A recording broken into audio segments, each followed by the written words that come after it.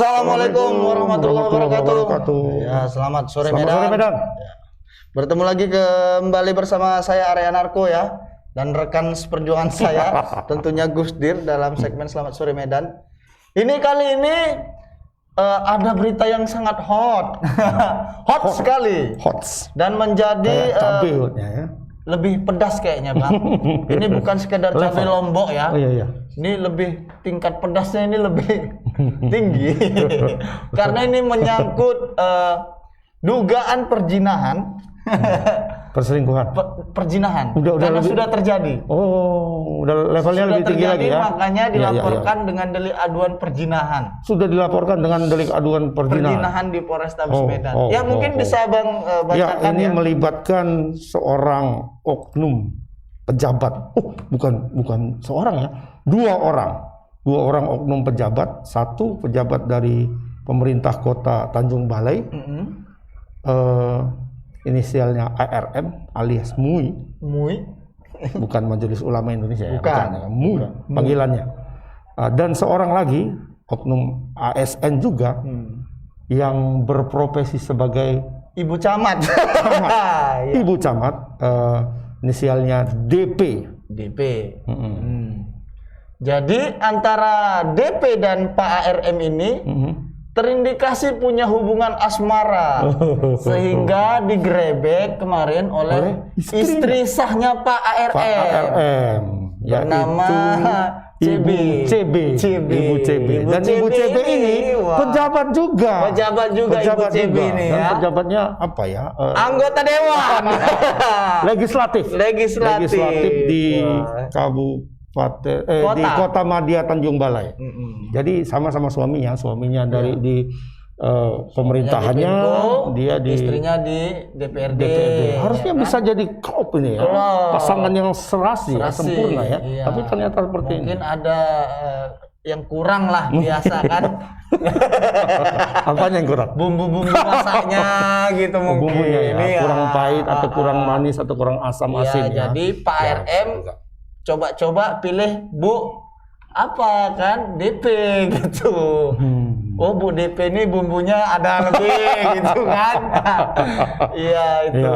Nah tadi Pak Ibu CB ini telah melaporkan suaminya setelah dia dan beberapa kerabatnya menangkap basah di satu tempat, di satu hotel lah ya.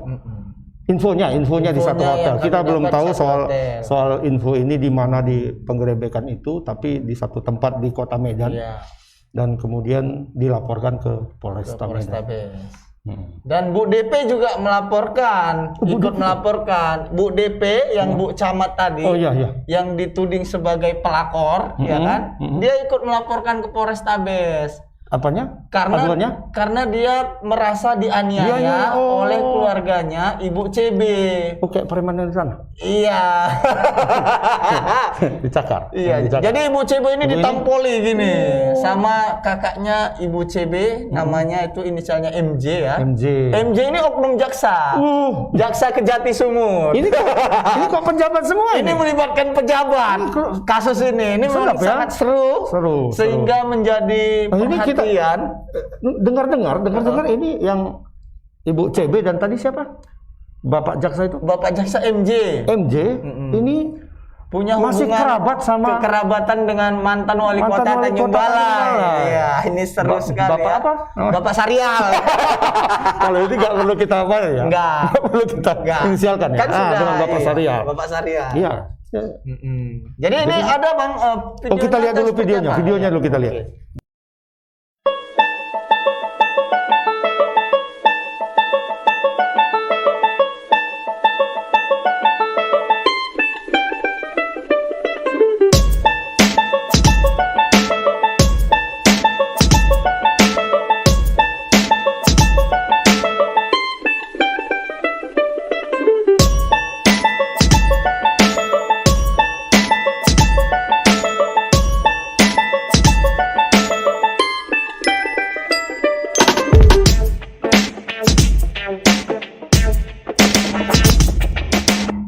Itu tadi sekilas ya. Itu tadi tapi musiknya agak gete ya. Musiknya kok gete kali ya? Tung terling tung ting. Apa mungkin karena kasus ini juga menyangkut yang gete-gete? Iya.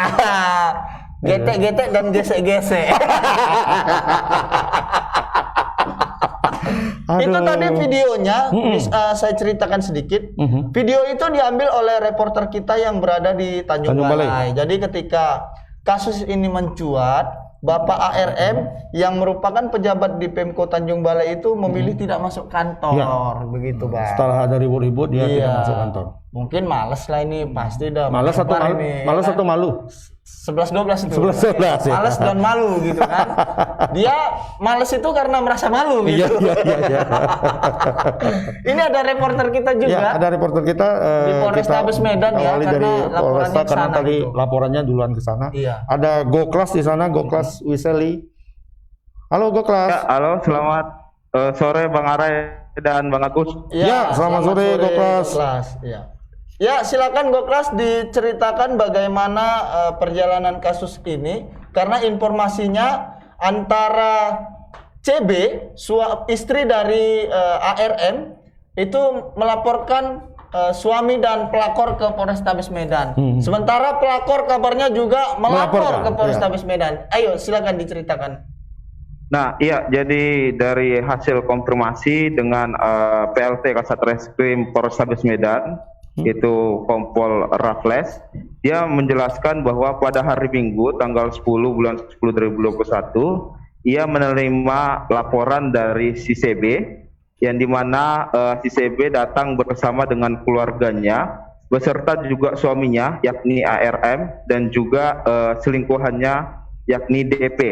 Nah, adapun dari hasil proses laporan tersebut, si CB ini menjelaskan bahwa ARM dan DP itu kepergok di suatu daerah di ruang terbuka di wilayah Kota Medan.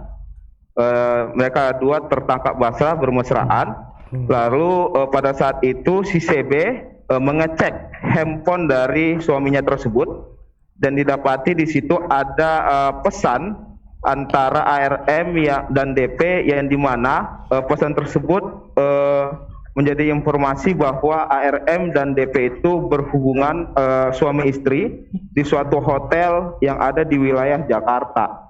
Nah, oleh karena itu pihak Polrestabes mengatakan sampai saat ini mereka masih menyusun segala berkas-berkasnya dan berencana itu akan melimpahkan ke Polda Sumut, lalu nanti akan diteruskan ke Polda Metro Jaya sebab TKP-nya ada di Jakarta. Seperti itu Bang Agus dan Bang Are kalau keterangan dari Polrestabes Medan. Artinya sudah ada indikasi perjinahannya, sudah ada ya, begitu ya? Sudah ada Bang. Baik. Tapi tadi teringatnya melaporkannya itu bersama-sama mereka datang ya, Goklas? Iya, bersama-sama. Artinya kalau dari kata Raffles, memang suaminya ini udah goplak, artinya memang udah tertangkap basah kali seperti itu. Jadi udah diseret lah bersama-sama ke Polrestabes Medan.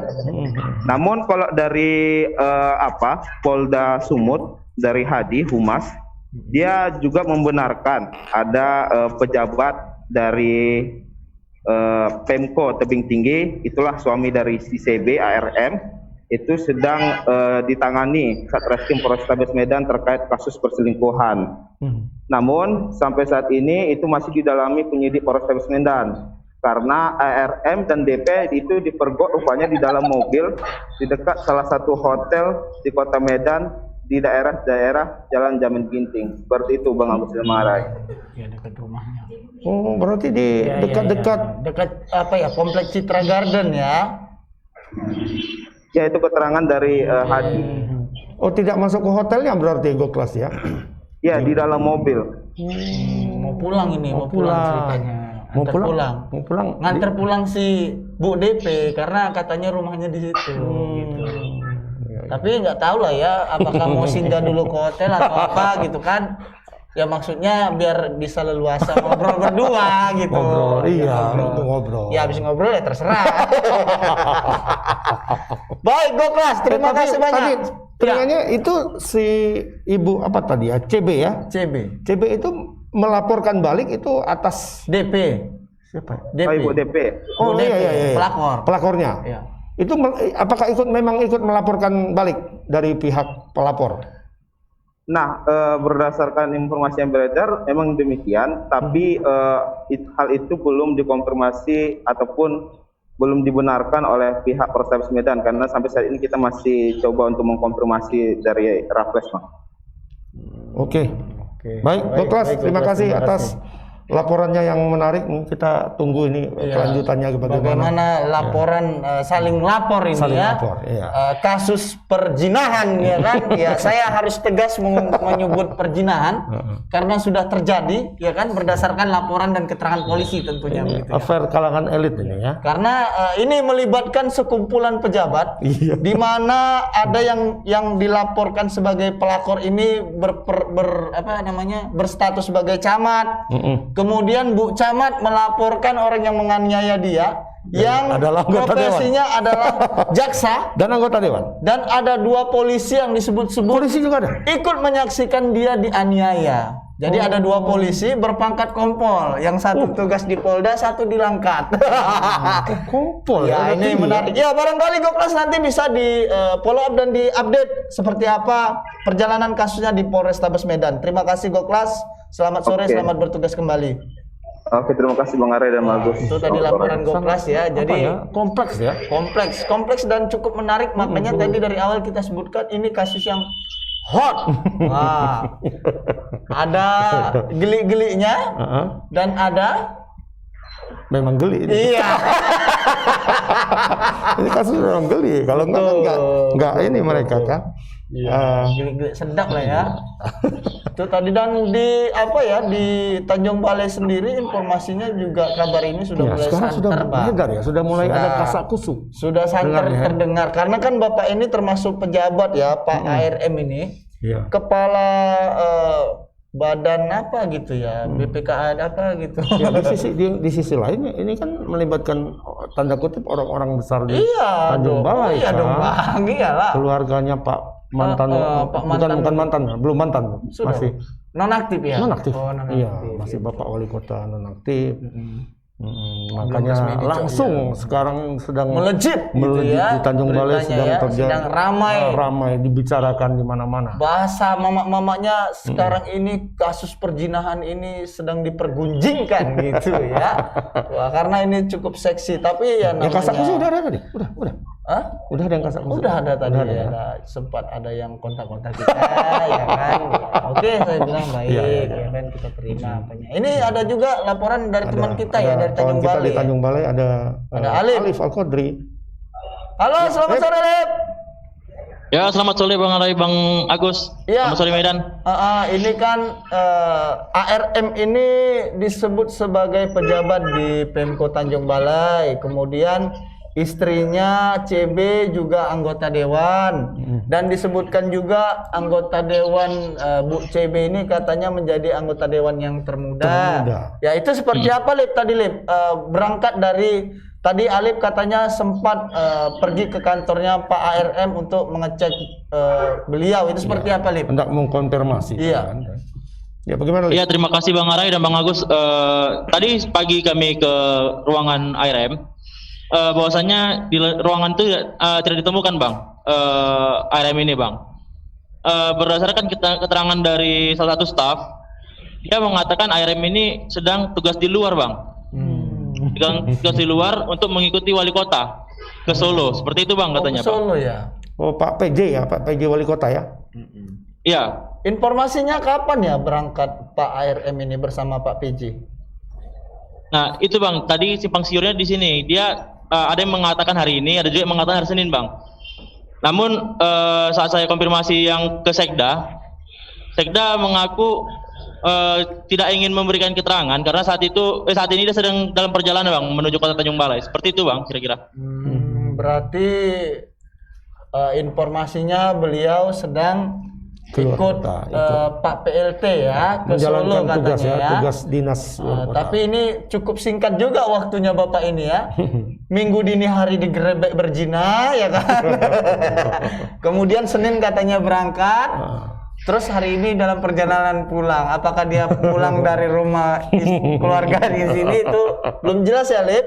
Seperti apa ya? Belum jelas Bang, masih simpang siur di sini Bang itu. Tapi Posisinya artinya di mana. mereka ini semua merupakan pejabat lah di Tanjung Balai ya, bisa dibilang begitu ya? Iya Bang, untuk CB sendiri adalah anggota DPRD Bang di Tanjung Balai fraksi Golkar. Oh. CB juga merupakan pemilik suara tertinggi kedua Bang di Tanjung Balai Bang. Oh, iya. Selain itu dia juga menjadi DPRD termuda di fraksi Golkar di Tanjung Balai Bang, seperti itu Bang. Oh, oke. Dari masyarakat di Tanjung Balai sendiri bagaimana, Lip? Sejauh ini responsnya atas kasus yang sedang marak dibicarakan. Saat ini Bang, kayak di warung-warung seperti itu Bang, lagi dibahas ini Bang, soal CB dan ARB, karena diketahui bahwasanya keluarga dari CB ini adalah orang-orang besar seperti itu Bang. Keluarga terpandang ya? Iya Bang, keluarga ex atau wali kota non aktif Bang, Tanjung Balai. Muhammad Syarial, seperti itu Bang. Jadi tanggapan masyarakat apa, Lip, sejauh ini? Secara umum apa tanggapan mereka? Kalau misalnya tanggapan masyarakat Bang, di sini masih mengatakan reruntuhannya dinasti, seperti itu Bang. Oh, iya. Runtuhnya dinasti ya. betul. Iya. Kayak film-film kerajaan itu ya? Iya. Oke. Baik, Lep. Ada mau bertanyakan lagi soal Iya, dari Ibu Khairunisa sendiri. Astaga.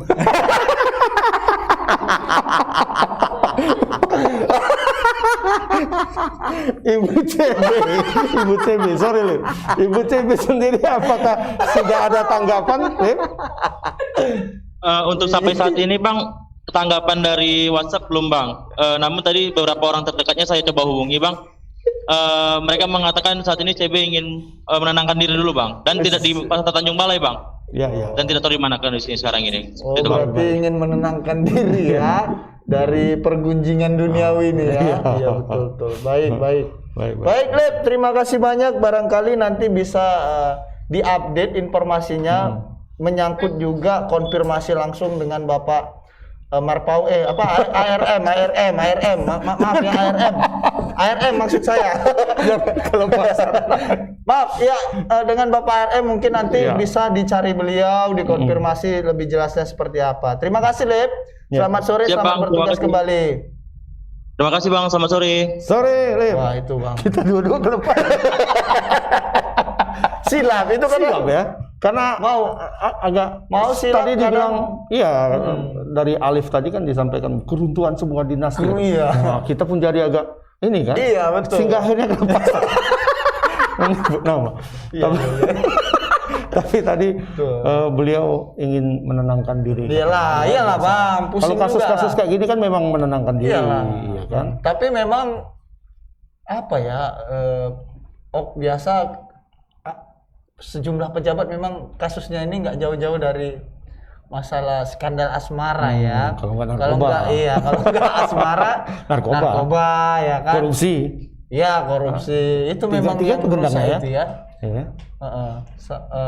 Kayak kemarin ya di Labura ya, kasus cumi-cumi ya. Cumi-cumi. Bapak anggota dewan juga kan. Anggota dewan cumi-cumi. Terus yang di Labura ya. Iya, itu Labura. Bukan yang di apa? Yang titik apa di yang anggota DPRD Batubara ya. Batubara tuh ya, yang Batubara yang melakukan pesta narkoba di saat seks.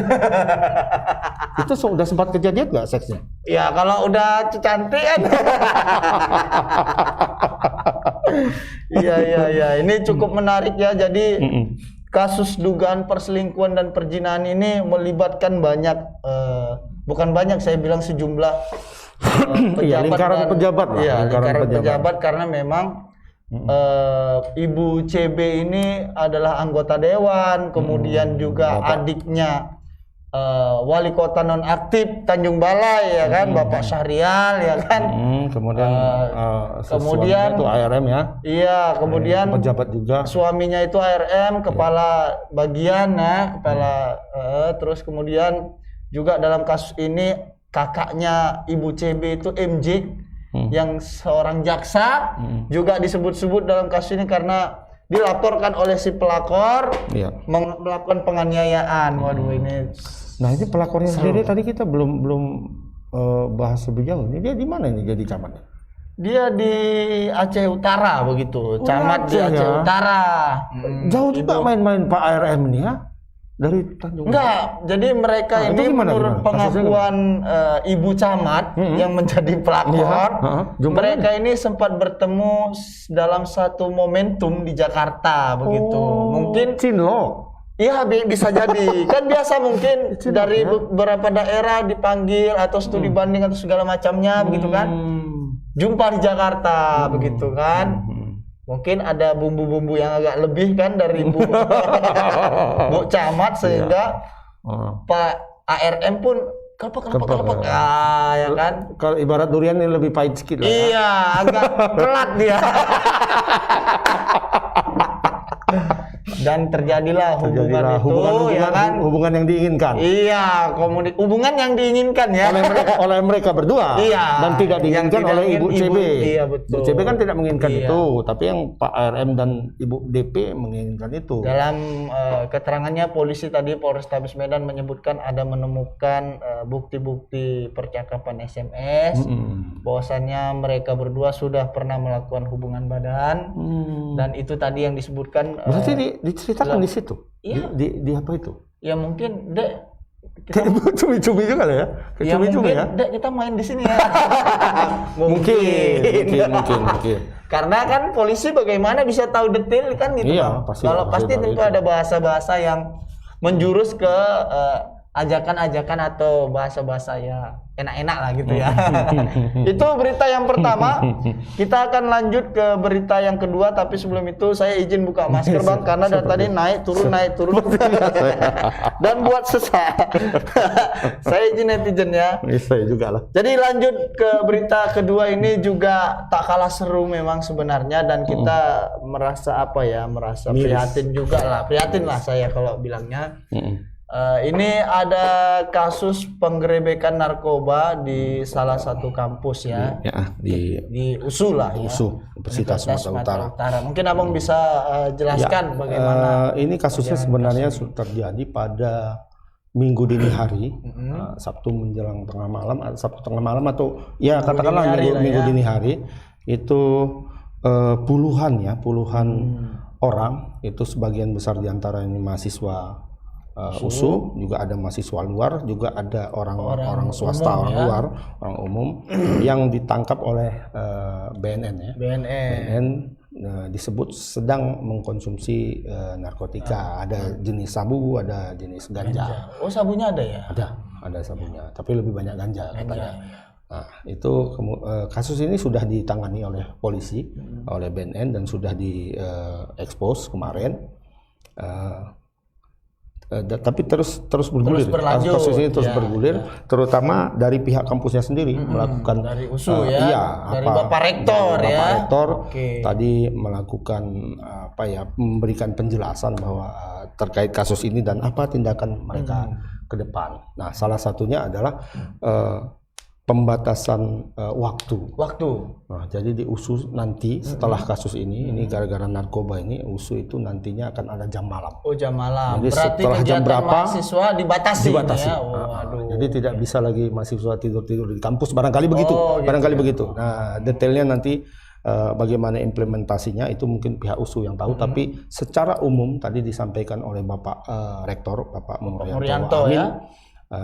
Itu ada pembatasan nanti ya, mungkin jam berapa, mungkin jam 9 atau jam 10 ke atas itu mahasiswa nggak boleh out gitu. Ya kan? Kayak UMSU lah ya. UMSU dulu gitu.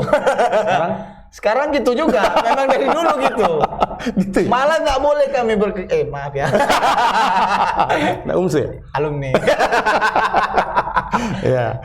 Nah itu dibatasi, kemudian juga nanti akan diadakan pemeriksaan barangkali secara umum kepada para mahasiswa yang ketahuan sebagai pemadat, ya, pemakai narkoba itu akan mendapatkan sanksi. Sanksinya apa? Bertahap kata Bapak, bukan bertahap, bertingkat kata Bapak itu ya, yang pemakai biasa akan direhab atau di apa gitu. Kalau udah sampai pada tahap pengedar, apalagi bandar, ya kan, itu akan dipecat, katanya begitu. Ya, ya. Dan tadi saya dengar ada tindakan dari rektor ya soal meratakan bangunan. Oh iya, ya, itu tempat tempat ngumpul lah tempat ya. ngumpul kemarin, di mana BNN itu masuk ke situ melakukan penggerebekan, itu akan diratakan dengan tanah. Ini dan ada akan dibangun reporter lagi. kita atau Ada videonya, kita lihat dulu videonya. Videonya cukup panjang ini. Kita review dari penangkapan sampai kepada tadi penjelasan Bapak Rektor. Ya, silakan.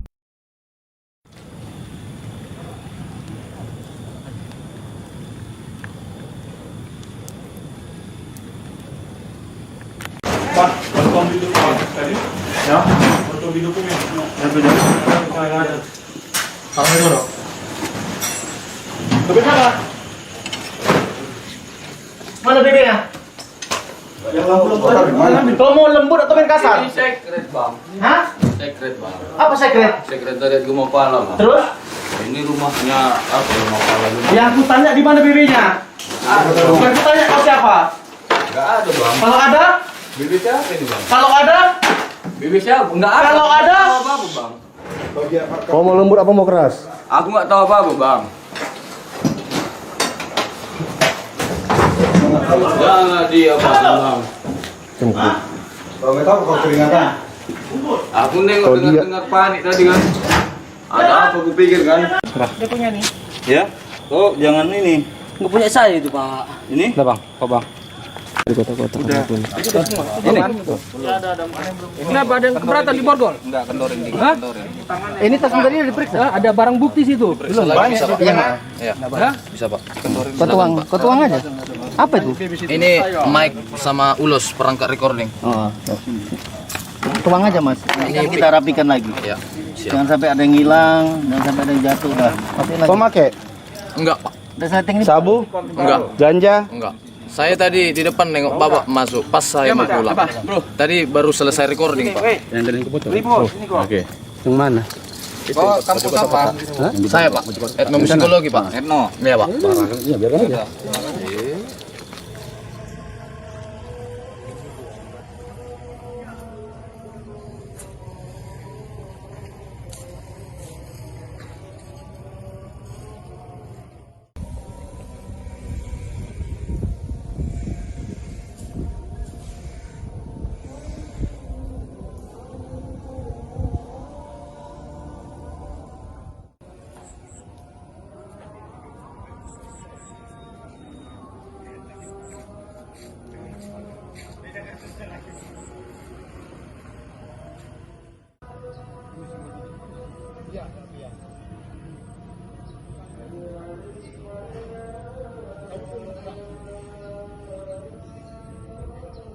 BBN untuk koordinasi mengantisipasi hal serupa mungkin di dalam area kampus peredaran narkotika, Pak. Ya, dan kita semua harus mendeteksi ya.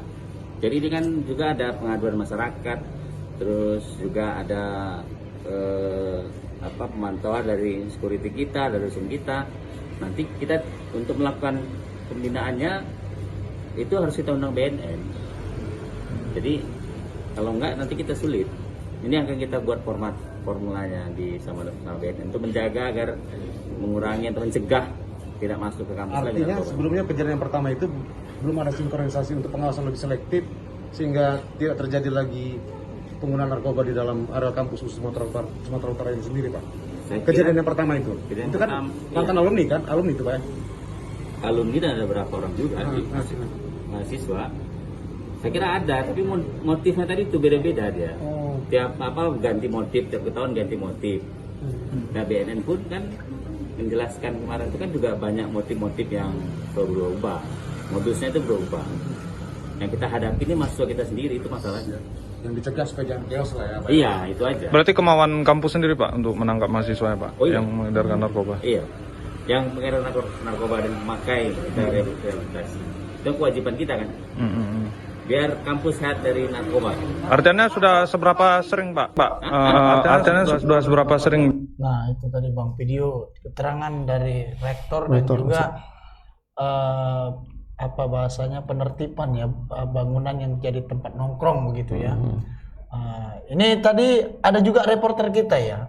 Tapi sebelum ke reporter memang kasus ini sedikit agak mencuri perhatian ya, karena ini kampus USU, kampus besar, kemudian banyak yang diamankan juga, memang sangat disayangkan lah ya. Walaupun memang ganja ini sebenarnya cuma buat geli-geli gitu ya. Berbeda dengan sabu-sabu yang memang dampaknya sangat dahsyat, mau membunuh dan mencuri. Ini ada reporter kita ya, Anissa. Ada Anissa di sana.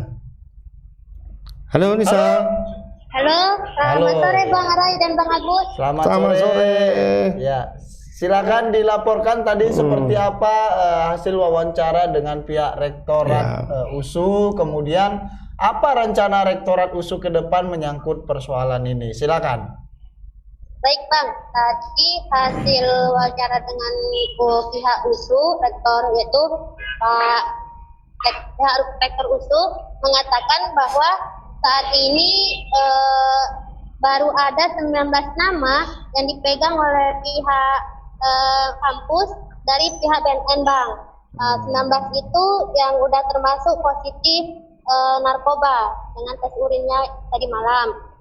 Lalu saat ini juga USU sedang mengamankan untuk tidak ada aktivitas malam di kampus Bang, sampai waktu yang tidak ditentukan. Dan kemudian dari pihak USU juga tadi mengatakan bahwa saat ini pihak USU akan merobohkan beberapa bangunan yang tidak dihuni untuk menjadikan bangunan itu lebih terbuka Bang. Tidak ada yang bangunan tertutup lagi. Jadi akan bisa lebih terpantau oleh mahasiswa, oleh seluruh orang untuk tidak melakukan seperti kejadian itu Bang. Nah sebelumnya penangkapan narkoba ini sebenarnya sudah diatur oleh rektor itu sendiri Bang. Mengingat mereka mendapatkan info bahwa kegiatan malam itu sudah mulai agak-agak tidak terkondusifkan, sehingga pihak rektor mengusulkan untuk memanggil pihak BNN. Sebab kalau dipanggil dengan pihak orang security atau satpam, itu bakal terjadi keributan Bang. Untuk mencegah keributan itu, itulah pihak BNN, pihak kampus mengabarkan ke pihak BNN untuk melakukan pengecekan itu Bang. Berarti Nisa, secara tidak langsung bisa kita katakan bahwa BNN kemarin tanda kutip diundang oleh pihak rektorat lah ya. Rektorat yang memberi info bahwa itu di USU ada aktivitas pemakaian narkotika oleh oknum-oknum mahasiswa, begitu ya? Betul Bang. Jadi tadi itu Pak Murianto bilang kalau sebenarnya aktivitas malam itu lebih banyak di Fakultas Ilmu Kebudayaan, karena kebanyakan mereka diajarkan untuk teori secara praktek secara perorangan Bang. Jadi karena takutnya ada pemantauan, kalau dipanggil ada yang menjaga dosen ataupun pihak security, itu mereka mengatakan alasannya udah ada izin dari dosen. Nah, karena tidak adanya kekondusifan itu, maka pihak rektor pun memanggil orang BNN untuk perkara ini Bang. Baik. Itu tadi Anissa, bangunan yang dirobohkan itu akan diganti apa itu kira-kira? Dan bangunan itu sebelumnya tidak terpakaikah atau bagaimana? Jadi ada beberapa gedung yang emang kosong tidak terpakai Bang, dan ada juga yang tempat yang tersembunyi Bang. Jadi tertutup dari pantauan kita, misalnya kayak tertutup Bang gitu. Jadi itu bangunan itu tidak digunakan. Makanya dari itu, untuk menghindari itu, jadi dirobohkan semua Bang gitu. Itu tadi ada informasi bahwa pihak rektorat akan membuat semacam satgas atau apa anti narkotika yang juga terdiri dari mahasiswa. Itu detailnya bagaimana? Oh, betul Bang. Jadi sebelumnya pihak kampus ini sudah mengadakan satgas dan mahasiswa anti narkoba. Cuman beberapa belakangan ini itu vakum. Namun tidak dibilang oleh rektor apa alasannya. Tapi saat ini pihak rektor akan mulai lagi membangunkan mahasiswa anti narkoba itu dan satgas-satgas itu. Nanti akan ada banner-banner dilarang narkoba seperti itu, Bang. Oh, gitu ya. Gitu ya. Nah, tadi disebut bahwa salah satunya mahasiswa yang ketahuan pemadat lah ya, dikatakan begitu. Apakah akan diberikan sanksi? Itu sanksinya kira-kira sanksi apa? Kalau sanksi itu jadi gini, Bang, saat ini rektor itu belum menentukan sanksi apa untuk para yang akan dikenai narkoba ini, Bang. Cuman mereka itu hanya memberikan kayak rencana bagi mahasiswa yang positif ini apabila dia di rehab, maka orang tuanya akan dipanggil terlebih dahulu dan akan diskorsing selama 6 bulan. Namun itu masih dalam rencana, Bang, belum pasti. Dan sampai saat ini juga belum ada mahasiswa yang dikeluarkan atau dipecat dari pihak kampus, karena pihak kampus masih menunggu rekomendasi dari pihak BNN hukuman apa yang diambil gitu, Pak.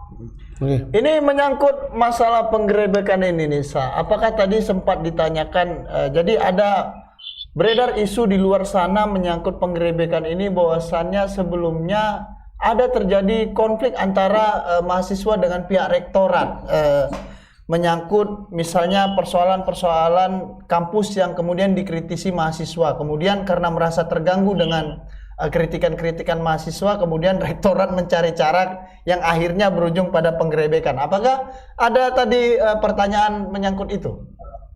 Tadi itu bukan seperti itu, Bang. Jadi tadi itu pihak rektor hanya menjelaskan bahwa mahasiswa ini kerap kali marah kalau misalnya ada jam aktivitas malam di kampus, terus ditanya oleh pihak Satpam, mau ngapain ke kampus malam-malam, itu kan, Bang.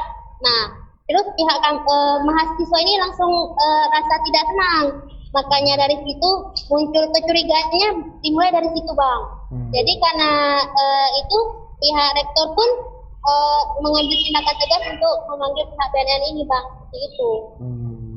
Tapi selama ada mahasiswa di dalam kampus kan aman ya, nggak ada pernah terjadi pencurian gitu. Karena mereka gitu pakai ya? itu. Itu ya. Ya. Oke, baik Nisa, baik. Terima kasih atas laporannya.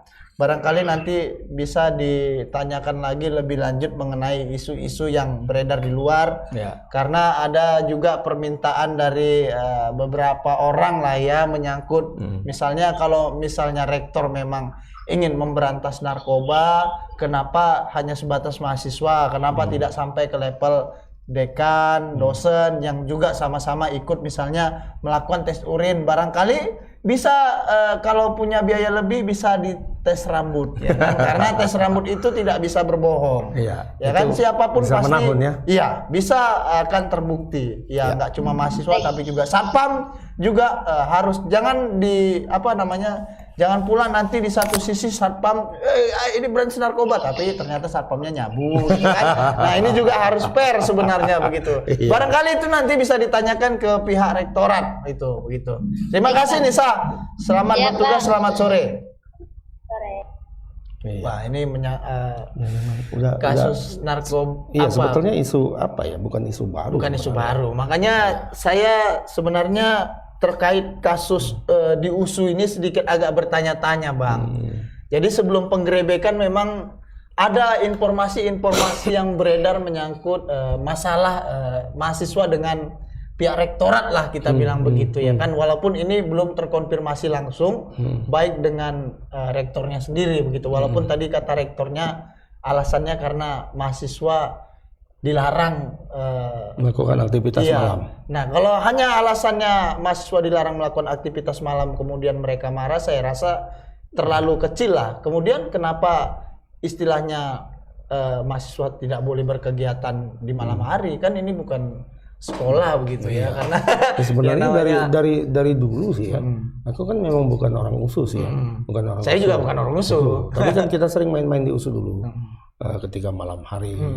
Banyak sih melakukan aktivitas kegiatan kayak teater, Teater, baca begitu puisi, ya. musik, Gitu ya. kita ngeband dulu di situ malam latihan kan, ya nggak masalah Masalah ya. sih. Ya hanya saja memang ya di satu sisi itu positif, di satu sisi ada juga memang negatifnya. Ada, ya. Kita bilang lah orang-orang yang mengkonsumsi ganja begitu ya. Ya kalau dulu itu sama inilah kambing putih dan dan kawan-kawannya gitu dan kawan-kawannya. Tapi memang kabarnya soal penggerebekan narkoba ini juga itu tadi tak terlepas dari desas-desus bahwasannya sebelumnya sempat ada konflik lah antara mahasiswa dengan pihak rektorat yang kemarin pihak rektorat ini kabarnya sempat dikritisi menyangkut penebangan pohon begitu Bang. Ya.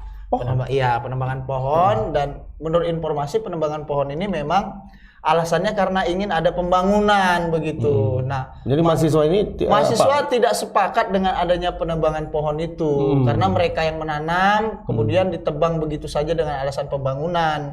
Begitu kan. Nah, pembangunan yang dilakukan ini pas pula di masa pandemi dan dianggap pembangunan yang kurang tepat sasaran begitu. Jadi ributlah, mengkritisi lah, bukan ribut bahasanya mengkritisi, teman-teman mahasiswa mengkritisi. Akhirnya itu tadi jadi kabarnya mereka-mereka yang datang malam itu ingin berkonsolidasi sebenarnya menyangkut itu, dan memang nahasnya ada pula kegiatan lain di samping yang protes itu apakah ada juga mungkin ada situ informasinya seperti tapi itu. Kita belum bisa memastikan belum bisa memastikan itu. Hanya rumor-rumor yang beredar. Hanya rumor ya. Kita sebagai wartawan harus menangkap informasi semua rumor kita tampung. Iya. Untuk kita konfirmasikan. Betul ya itu, dan kemudian juga menyangkut misalnya tadi kata rektor USU ya yang katanya akan memerangi narkoba, dan kemudian dibalas lagi dengan jawaban dan sanggahan-sanggahan dari beberapa mahasiswa dan alumni lah yang berteman dengan kita atau kan mereka bilang ada juga yang masuk ke apa kita nih. Iya, kalau memang misalnya Pak Rektor ingin memberantas narkoba, kenapa tidak dilakukan secara menyeluruh? Misalnya melakukan tes urin terhadap satpam, terhadap dosen, terhadap dekan. Dan kenapa tidak sekalian saja melakukan tes uji rambut begitu, agar sama-sama fair katanya, agar juga tidak hanya mahasiswa saja yang disudutkan tapi memang biar fair begitu. Itu masukan begitu. Nah, kita kan di sini harus kita sampaikan juga terlepas dari perkara narkobanya sendiri itu yang namanya narkoba tentu salah. Ya kan? Dan itu sudah jadi urusan BNN sudah jadi urusan BNN, sudah jadi urusan polisi. Betul. Tapi ketika akan melakukan pembersihan kampus istilahnya, jangan nanggung sih. Iya, jangan nanggung kan, harus berantas secara menyeluruh. Iya, jangan pula nanti di satu sisi misal satpam ditunjuk untuk ikut kampanye anti narkoba, tahu-taunya satpamnya nyabu begitu oknum lah ya. Misal. Makanya tadi ada suara-suara sumbang yang masuk ke kita menyangkut masalah pemberitaan. Kenapa misalnya satpamnya tidak juga ikut dilakukan tes urin dan tes rambut begitu? Itu sih sebenarnya Bang. Jadi barangkali mudah-mudahan yang menyampaikan pesan bisa menonton ini. Ya itu, dan kemudian yang ketiga, ini berita ketiga kita sebelum terlalu jauh. Dari apa tadi? Medan Zoo. Ini Medan Zoo ya. Medan Zoo. Tadi kita sempat mendengar informasi bahwa harimau Sumatera namanya Baringin. Ya, dikabarkan meninggal dunia. Mati ya. Baringin dikabarkan mati. Ini Baringin ini adalah harimau yang beberapa waktu lalu viral karena kurus kering dan makan rumput. Pakai kambing dia sama karena mungkin memang kurang diperhatikan sama pengelola Medan Zoo ya kan. Kita nggak menyalahkan dokter hewannya, tapi manajemen Medan Zoo-nya ya kan. Ketika itu sempat dikritik, juga masuk ya di Selamat Sore Medan ini ada, tapi bukan kita, ada rekan kita yang menyampaikan bagaimana sih kok bisa harimau ini sekurus ini dan bisa juga makan rumput begitu. Memang kadang-kadang ini ada jenis kucing ya, memang kucing makan rumput untuk mengeluarkan misalnya racun atau bulu-bulu yang masuk ke dalam tubuhnya itu biar bisa dimuntahkan begitu dia makan rumput memang. Tapi dengan melihat kondisi tubuhnya yang kurus kering, tinggal tulang seperti itu kan kita curiga dia kelaparan gitu ya. Dia kelaparan. Ya, dan memang itu sempat diakui Medan Zoo bahwasannya ada pengurangan jatah makan terhadap Baringin. Iya. Jadi kasihan Baringin sebenarnya. Jadi kasih ayam aja. Iya. Padahal sebenarnya aku yakin ayamnya pun cuman ya kayak ayam Kentucky lah. Ya nggak cukup lah pula ya kan. Entah lehernya sama kepalanya jadi kasih. Iya, kan? sementara kan menurut informasi yang kita terima Bang, kalau untuk masalah harimau ini kan ada banyak bantuan gitu ya. Iya, ada ya bantuan untuk hewan-hewan yang dilindungi ya. Kalau untuk hewan ini Panthera ini kan Panthera tigris ya. Iya. Harimau Sumatera. Dia dan termasuk yang langka ya. Termasuk salah satu yang sudah masuk ke dalam kategori langka dan dilindungi. Nyaris punah ya. Iya. Pasti ada bantuan ya. Kemana Bang bantuannya? Nah, tadi ini kita dengar tadi siang bahwa Baringin ini katanya mati sudah. Kita cek ke sana ternyata enggak. Masih hidup ya, dan Baringin syukurnya. Dan Baringin terlihat mulai sehat. Sudah mulai agak gemuk. Ya itu berkat video viral setelah dikritisi baru dikasih makan agak rutin. Mungkin, ya mungkin. kan? Ya kan? Sebelumnya enggak. Sebelumnya enggak kan kurus gitu jalan sedih. Nampak ininya rongga ininya itu sudah mulai nampak. Itu harimau Sumatera loh. Iya. Kalau tahu itu aktivis pecinta lingkungan hidup atau balai konservasi itu pasti dikritisi itu. ya. Ini harimau Sumatera loh. Payah nyarinya ini. Kita ada videonya Bang. Ada videonya coba. Baringin yang sudah mulai gemuk, udah mulai sehat Baringin.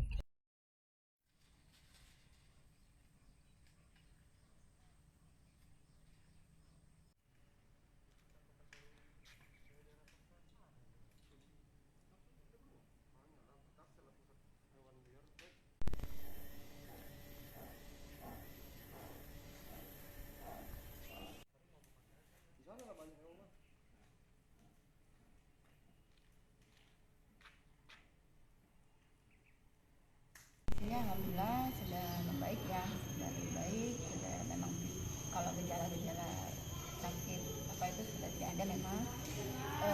Kita saat ini memang sedang perbaikan nutrisi, terutama semua khususnya yang sakit itu dan menyeluruh sih, menyeluruh ke 13 sana itu kita dalam proses perbaikan nutrisi.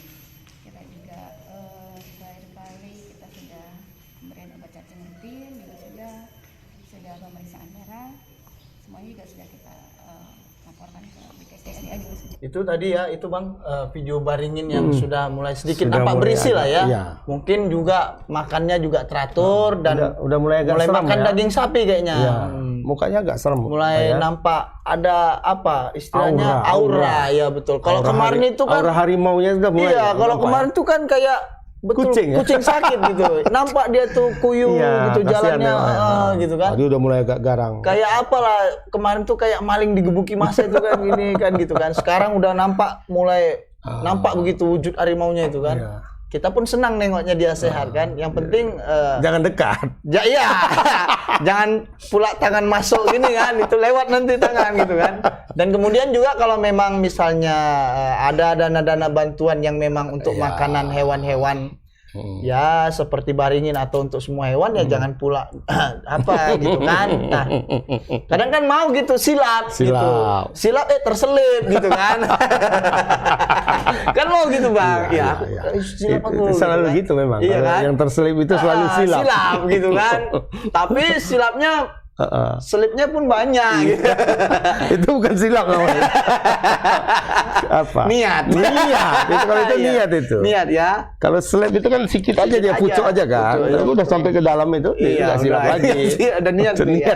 Ya karena memang ya nggak bisa kita salahkan karena kondisi pandemi ya kan. Tapi di samping itu kan ada juga informasinya banyak bantuan sebenarnya Bang yang diberikan perorangan atau perusahaan gitu ya. Kemarin kan Pak Bobi sempat terima dari CSR kan, ada CSR-nya satu perusahaan swasta yang besar, lumayan besar lah ya untuk pakan dari hewan di kebun binatang gitu. Kita harap lah jangan sampai lagi ada hewan-hewan yang kayaknya sakit gitu kan. Apalagi yang dilindungi seperti ini. Yang tidak dilindungi pun harusnya dikasih makan lah karena sudah ditaruh di situ kan. Kan nggak mungkin nanti kita kecuali ke kebun binatang cuma boneka-boneka aja ya kan. Kayak film Korea ada saya pernah nonton gitu. Boneka Dora agak. dia pakai kostum. Pakai kostum beruang. Jadi dia harus ini lama gitu kan. Jadi untuk mengelabui. Iya, mengelabui. Jadi untuk memancing pengunjung, dia pakai kostum beruang. Dilempar Coca-Cola, dia buka Coca-Cola. Iya. Iya kan enggak. Ya, kita nggak mau gitulah, harus memang betul-betul ada hewannya gitu kan. Ya kan nggak mungkin nanti misalnya yang menanggung jawab misalnya itu kepala dinas apa pembangunan kan nggak mungkin kepala dinasnya pakai kostum gitu kan di kandang gitu kan. Jadi harimau dia. Kan nggak mungkin kan Bang ya. Itu ya ini tapi kita berharap juga Pak Bobi bisa memperhatikan lah binatang ini karena ini juga menjadi salah satu pilihan destinasi wisata yang murah meriah Bang. Banyak sih sebenarnya orang tua yang akhir pekan itu pasti ajak anaknya ke sana untuk sekedar jalan-jalan, menambah pengetahuan kan. Ini iya, tapi kan nggak lucu kalau memang hewannya nggak ada. Nggak ada gitu kan, pakai kostum gitu kan. Ini harimau, tanya anaknya, harimaunya mana? Itu kata, si Baringin jalan kurus kayak gitu. Ma, harimau kok kayak gini? Aku tengok di TV nggak kayak gini katanya kan.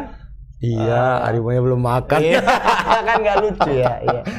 Ya itu ya 3 berita tadi pertama menyangkut tadi skandal ya, skandal perjinahan ya kan dari melibatkan kepala para pejabat ya. Iya, kepala pejabat di gitu ya. di Tanjung Balai yang melakukan skandal perjinahan dengan ibu camat di Aceh Tenggara ya. Kemudian berarti long distance relationship LDR orangnya. Tapi mantep sekali jumpa. Maksudnya salaman gitu. LDR ya. Salaman. Oke, sepakat ya. Ya kan? Di hotel Anu tadi katanya ya. Jakarta. Di Jakarta. Iya kan Jakarta. Ini kan lebih jauh lagi ya. Jauh, biar nggak ketahuan. Satu dari Aceh, satu dari Tanjung Bali jumpa Jakarta ya. Iya, kan nggak ada yang tahu, nggak ada yang kenal kan. Cuman bini mungkin penasaran, nih kok baca handphone senyum-senyum kan gitu kan. Akhir pekan ngilang ya kan. Mau kemana Pak? Mau tugas Jakarta ya kan? Ikut Pak Wali ya kan. Enggak kok. Pak Wali aja gul. Itu yang pertama, berita pertama. Kemudian berita kedua soal USU ya, penggerebekan di kampus USU di mana ditemukan ada ganja ya, kemudian sabu, diamankan ada beberapa sabu juga. Mahasiswa. Ini menyangkut ganja kering nih Bang. Cuman menurut Abang, kalau menurutku sebenarnya diteliti dulu lah maunya ya, pemanfaatannya ya. Ya kan?